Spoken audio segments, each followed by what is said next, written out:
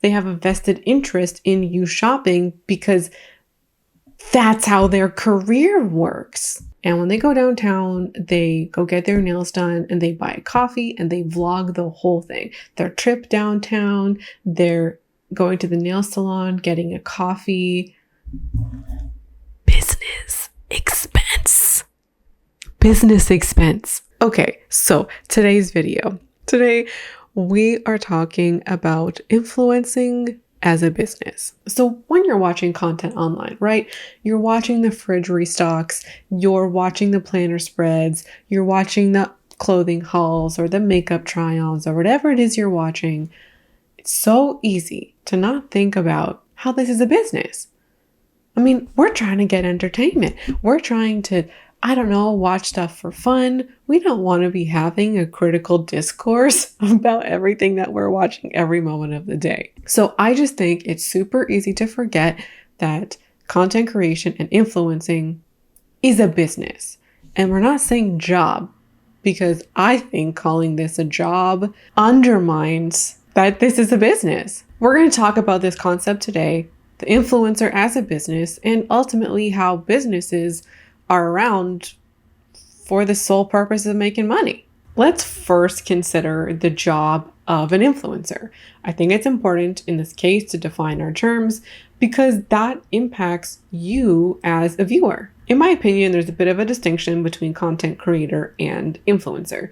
All influencers are content creators, but not all content creators are influencers, in my opinion. An influencer is somebody whose main job is to influence.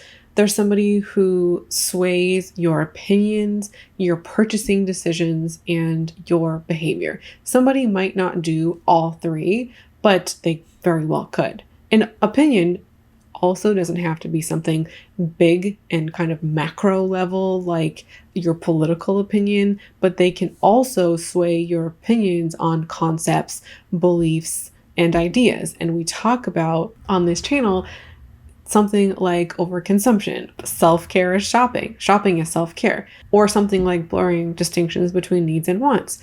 Normalizing large quantities of stuff and owning an excess. These are all kinds of opinions or beliefs that an influencer can have an impact on.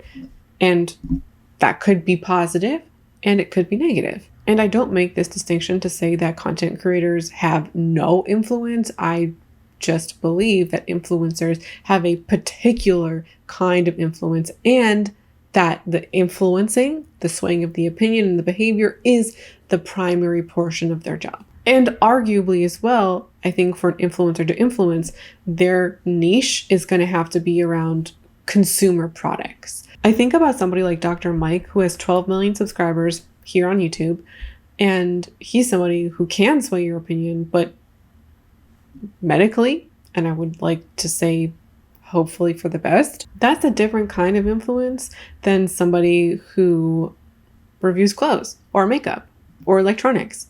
I've also heard people say, how are influencers any different from celebrities? Influencers who are really big, and there's this kind of eye roll, like you're a bunch of hypocrites saying that influencers are a problem when celebrities are not. No. Both can be a problem in their capacity to influence. Something isn't magically okay because a singer is doing it, or it's magically not okay because Matilda Jerf is doing it. This distinction matters when we consider impact, purpose, and what this content actually does. Here's another definition to kind of take home my point. Influencers are individuals who hold immense sway over their followers' preferences and behaviors. Another outlet says an influencer is someone who has the power to affect the purchasing decisions of others because of their authority, knowledge, position, or relationship with their audience. Influencers hold power because of their audience, because their audience is so big and because they have so much purchasing power behind them. So let me position it like this. Let's say you have a stadium that can hold 20,000 people. In scenario one, you take 20,000 people randomly off the street and put them in a stadium and try to sell them something. You might try and sell them, let's say, make a donation to an animal shelter, or maybe you try and sell them a mascara. there's probably going to be a lower threshold of people doing either of those things than taking 20,000 people who perhaps love animals and own pets. They might be more inclined, or they're probably more inclined to make that donation. Or you take 20,000 makeup lovers and you give those people a mascara, you'll likely have more purchasing of that mascara than a randomly selected portion of people. This is because niche is important. An influencer has direct contact and influence over a specific kind of person. And influencers have power or have sway not just over a random selection of people, but they are speaking directly to a niche, directly to people who hold a specific idea, belief, or interest in common. The niche, the follower size, and the trust in the creator gives creators incredible power. So someone's full-time job is to sway opinions and behavior. Actually, to be consistent with what I said at the top of the video, calling this full-time job underplays that this is a business, that this is calculated, that this is lucrative. So many people want to be influencers because it's lucrative. And also when you consider the job of influencer or even content creator, and you put that in conversation with other jobs out there, it's a relatively easy job. That's not to say you can't work long hours or that there aren't frustrations, but you put that against like almost any other job and it comes out in many cases on top. I've worked my fair share of full-time jobs and I can imagine a world, right? Like I have the basics of what it means to be a content creator. I can imagine a world in which this was a full-time gig, right? Like you get to work your own hours, you get to set your own hours, you get to make content on topics you find exciting and interesting or fun. You don't have a boss, you don't have anybody managing you. I mean, unless you hire a manager, I guess, but I would even argue that that's a different kind of manager than a boss. I mean, you're not working with clients or students or patients or customers. I mean, you might kind of have clients as brands, but again, that's very different than like you working for an agency and like this is your de facto client and you are on their basically like their constant beck and call. This job can be even more fun when you get to do stuff that like you would want to do outside of this job. Like a lot of people in the planner community, they love planners and they would love to be sent stickers and planners for free because they enjoy that. And maybe you would be doing a version of what you're doing as a content creator if you weren't a content creator because you love planners so much.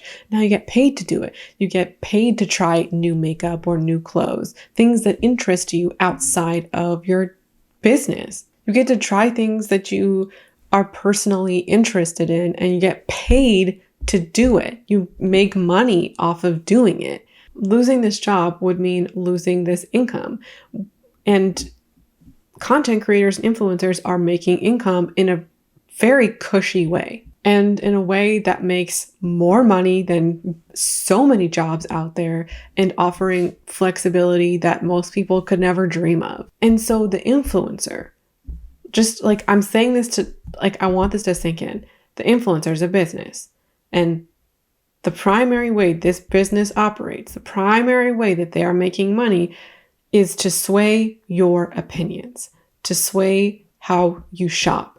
They want you to shop. They have a vested interest in you shopping because that's how their career works.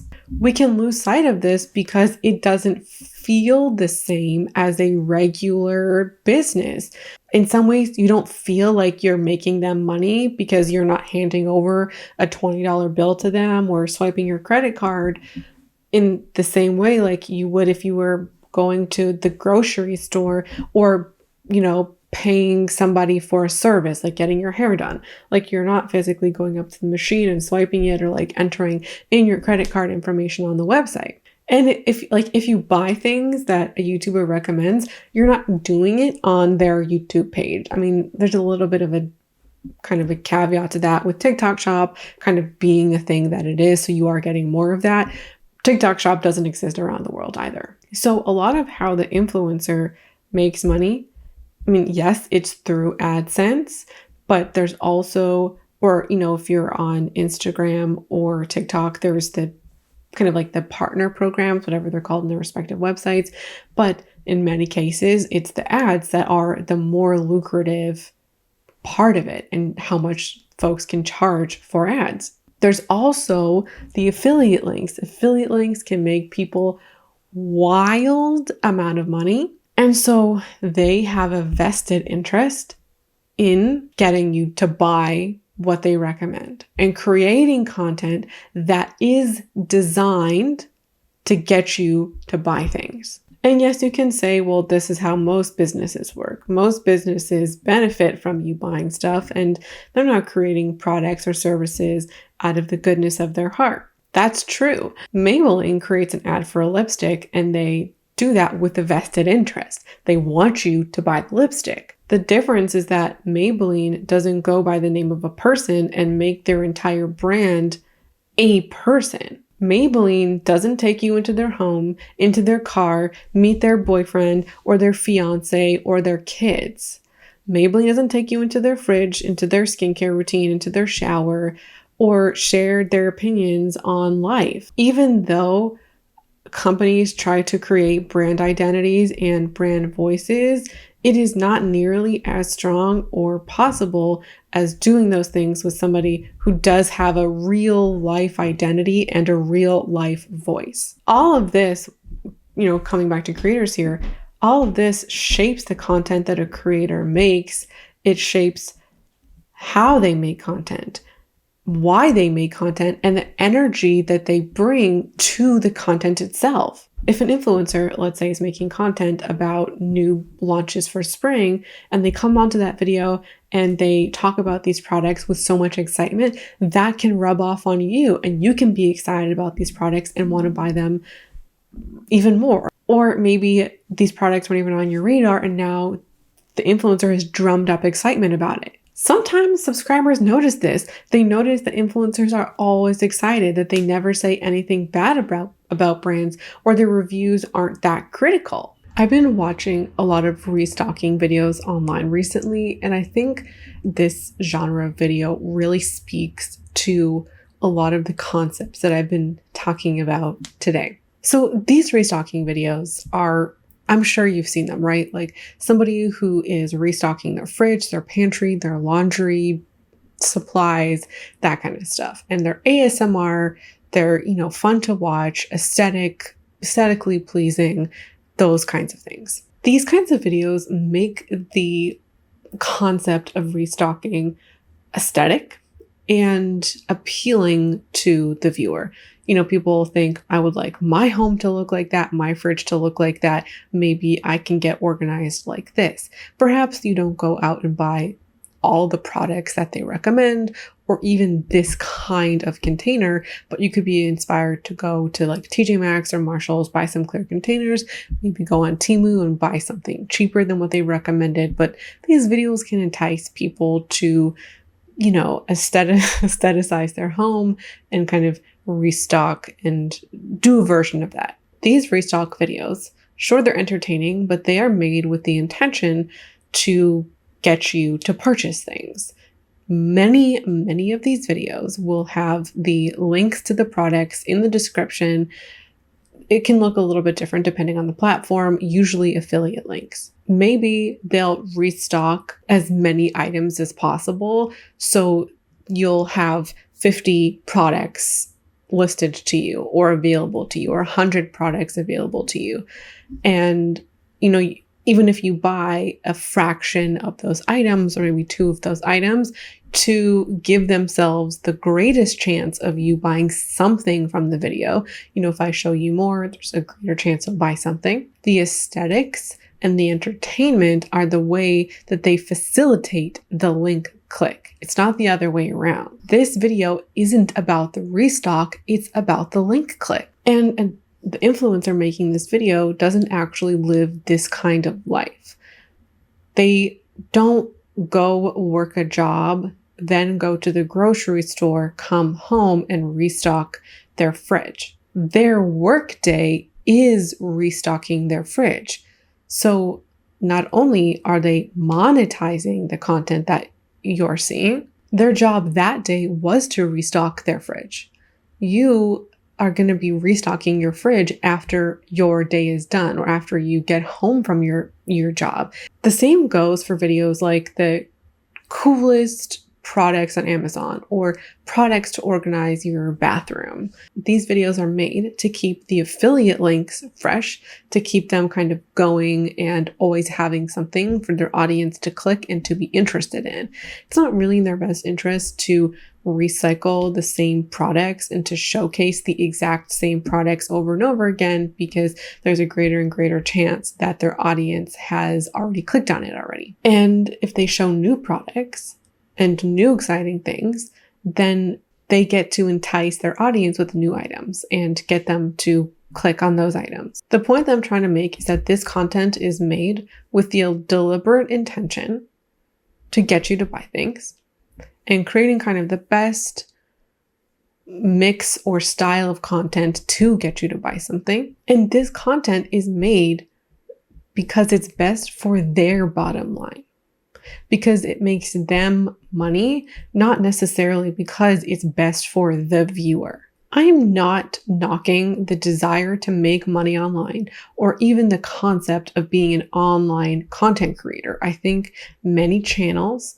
and many really successful content creators and influencers started their channel with really great intentions and desires. These things can just evolve and grow and change over time. And they become more about the influencer and less about the viewer. And this also, I think, should be said about affiliate links. There's nothing inherently wrong about the affiliate link or the intention of, I love this product and I use it all the time. I would like to share this and have you love it as much as me. I think that's a concept in itself that a lot of people can accept and get behind. It becomes the problem when it is, in my opinion, in such excess in channels where the bulk of what they're doing is selling you stuff.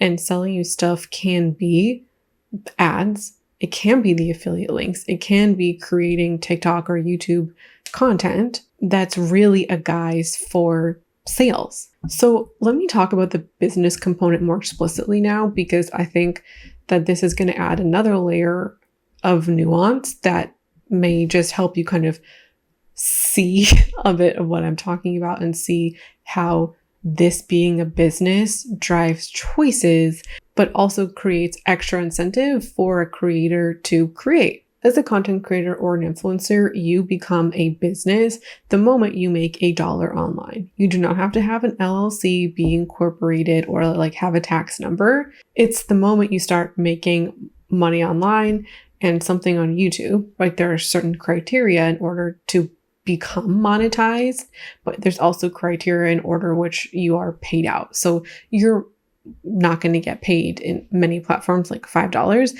You're going to get paid when you meet a certain threshold. So we'll call it $100, your first $100 online. And you become a business at this point because you now have to report this income to the IRS or the CRA or whatever kind of revenue reporting service or program you have in your respective country. Unless you run a business or have filed taxes for a business, you might not fully understand the ramifications of this, or like what this might actually mean for the business owner. This is important because the business aspect of things, the tax filing component of things, impacts behavior, I believe. Not only because creators get to make money doing online things, and they're doing things that many people would find fun and exciting and would want to do, like even without getting paid, but also because it gives creators access to financial tools, incentives, and aids that regular consumers don't get. I'm not saying this is inherently wrong. This is not the point of me bringing it up. It's to add a layer of transparency to maybe help you understand some of the behavior that you're seeing online, but also like when you're in the throes of wanting stuff, it can help you maybe gain a little bit of perspective, or to think about, like, do I have the same access to resources or the same kind of incentives as the person that I'm watching? So we're going to talk about taxes for just a second. I actually think it's very interesting.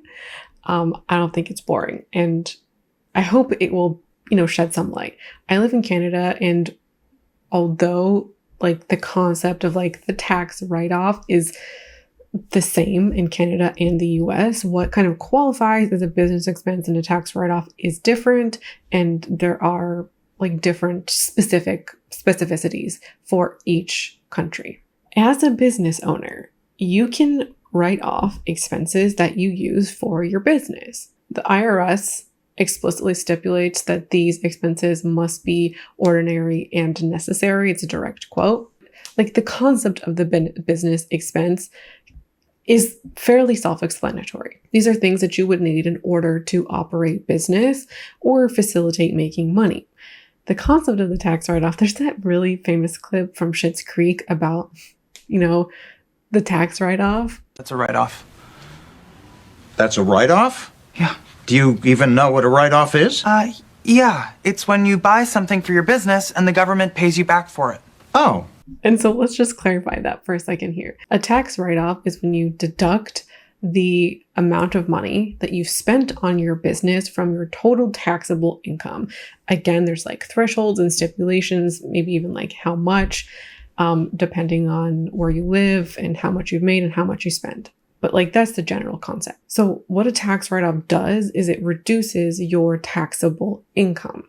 Let me give you an example. Let's say that you made $50,000 in the operation of your online business. Let's say that your business expenses were $6,000. Your taxable income decreases from $50,000 to $44,000. So now you're only paying taxes on $44,000.